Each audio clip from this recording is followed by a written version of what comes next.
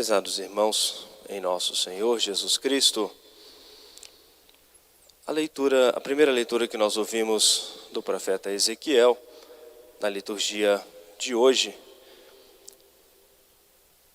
mostra para nós com muita clareza a importância de nós rezarmos, fazermos penitência, nos arrependermos dos nossos pecados e o quanto isso é transformador em nossas vidas. Deus nos fala por meio do profeta, mostrando o pensamento de Deus sobre cada um de nós. Eu não quero a morte do pecador, mas que ele se converta e viva. Mas um pensamento, uma frase que é bastante importante para nós. O pecador, quando se arrepende do seu pecado, recebe de Deus o perdão, faz penitência dos seus pecados. Diz de modo muito claro a Escritura, Deus se esquece, como que se esquece de todas as iniquidades que nós cometemos, como se nós nunca houvéssemos cometido algum pecado. O perdão de Deus é um perdão completo, é um perdão perfeito, é um perdão purificador e transformador. E é importante, e também o profeta nos disse isso, e também em paralelo com o Evangelho, a importância da nossa perseverança, da nossa constância, para que nós não voltemos a recair no mesmo pecado, na mesma falta, e cairmos depois sob o olhar da justiça de Deus.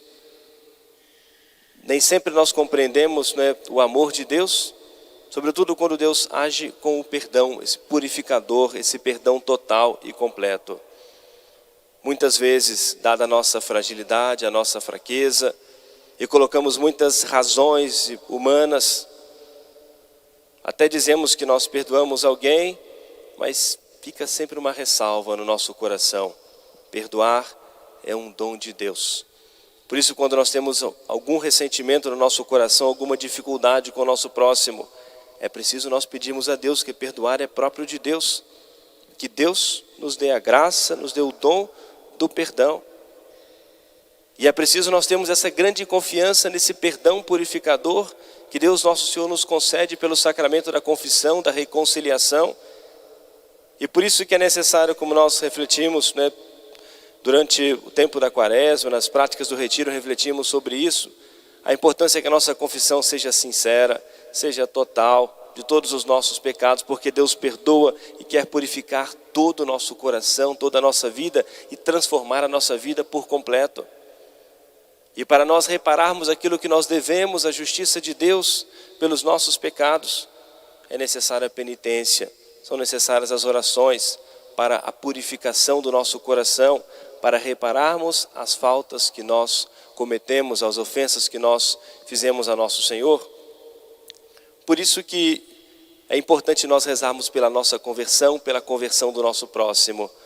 Jesus, quando estabeleceu essa devoção da primeira sexta-feira do mês, exatamente para nos mostrar esse amor misericordioso de nosso Senhor e a importância de nós acreditarmos no poder transformador da graça, no poder transformador do perdão de Deus, que purifica, que transforma, que limpa por completo, por inteiro o nosso coração.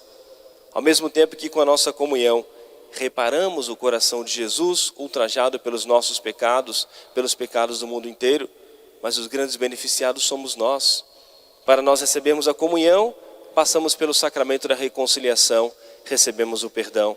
A comunhão não é nenhum prêmio pelas nossas virtudes. A comunhão para nós é alimento, para nos fortalecer no nosso caminho, é remédio para curar as feridas da nossa alma, para nos fortalecer a nossa vontade, fortalecer a nossa alma, para conter, né, o ardor da paixão, da concupiscência, todo esse efeito da Santíssima Eucaristia em nós. E por isso nosso Senhor fez esse pedido para nos motivar, para nos incentivar, prometendo ainda uma recompensa maior, a graça de nós não morrermos sem sermos assistidos pela igreja, sem prepararmos a alma para nós nos apresentarmos a Deus.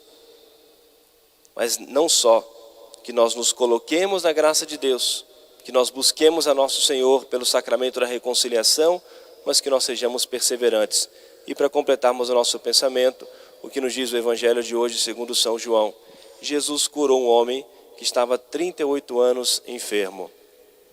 Tinha lá no templo, num dos pórticos do templo, uma espécie de uma piscina, um tanque, e como Deus fazia muitos milagres no Antigo Testamento, de tempos em tempos passava um anjo e movimentava aquela água, e o primeiro que se tocasse aquela água ficava curado de toda e qualquer enfermidade.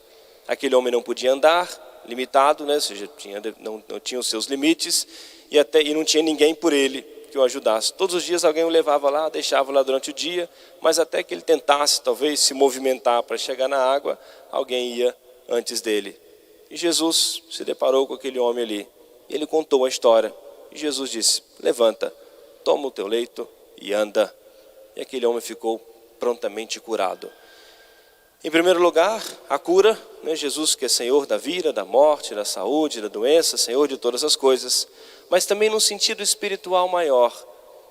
Não importa, né, alguém que talvez esteja preso a algum pecado, dependente, ou preso a algum vício, alguma coisa, durante muito tempo.